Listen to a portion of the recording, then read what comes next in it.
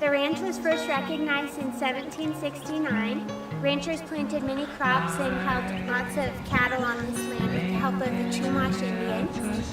In 1841, Joaquin Estrada received this land as a Mexican land grant, but in 1860, a severe drought forced him to sell it to Patrick Murphy, who played a key role in developing Santa Margarita.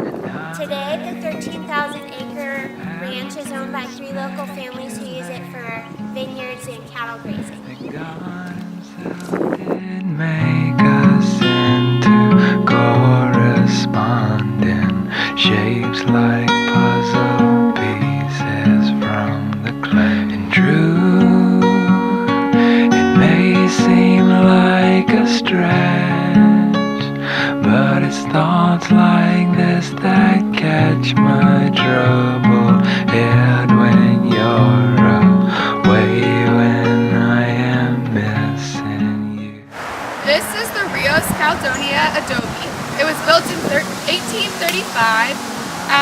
It is constructed for the purpose of being the place for the Domo, who came from Monterey to protect the mission, which is right across the street. It was bought by landowners after California became a part of the United States. It became a hotel and saloon after the railroad was constructed right across the way. It has also served several other purposes. This road that we're standing on is the original Highway 101 that stretched from San Diego to San Francisco. Here we are driving down the original 101.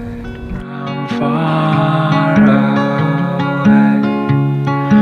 come down now, but we'll stay.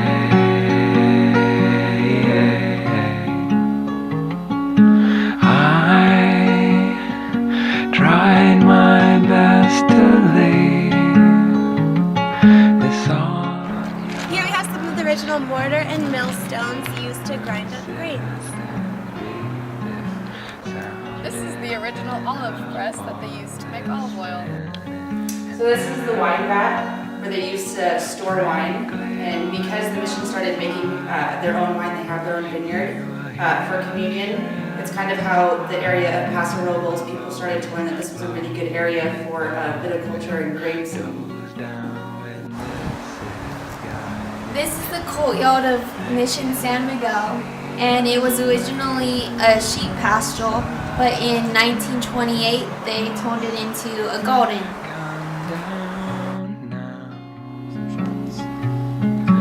They'll say,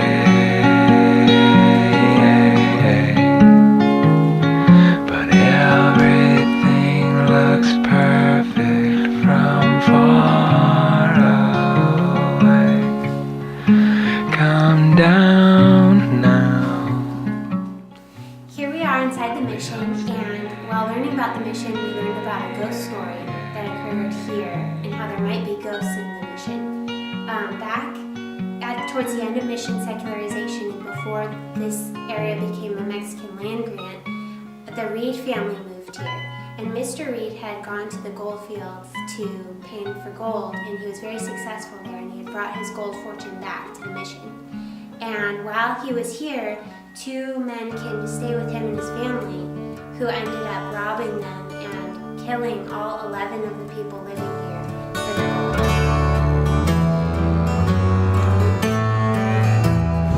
And this is where the Reed family was buried in an unmarked mass grave.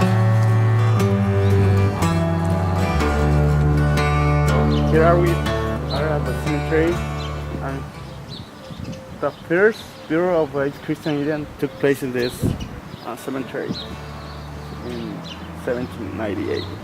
And also in the following years, over 2,000 Indians were laid to rest here. Across the street from the mission, we see a riparian area. This is where the river is. It is the reason the mission was placed here, in order that wheat could be easily grown. Here we are traveling down Mission Street, the same street that the mission is on, and we can see from the old style of the buildings that this area was probably developed by ranchers over the years, and we can still see some of the Spanish styling of the architecture of the buildings. So here we are further down Mission Street at Shady Rest Motel.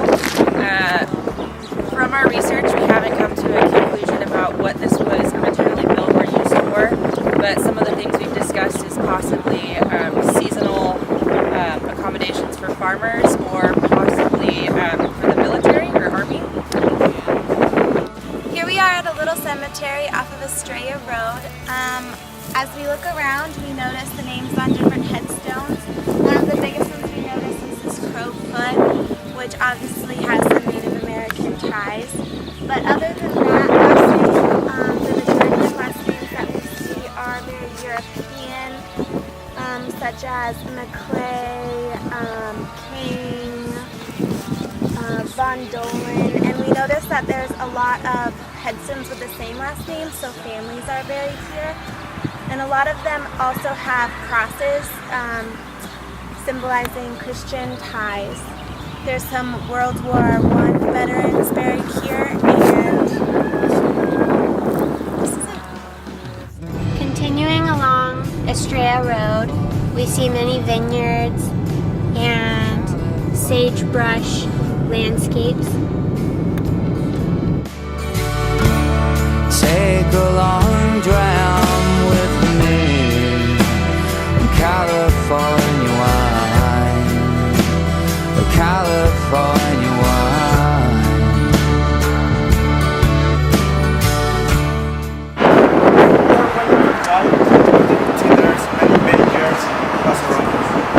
The reason there's so many vineyards in Paso Robles is because we have intense heat in the summer, and then we have cooler nights in the evenings, as well as we have really good quality soil for the grapes too.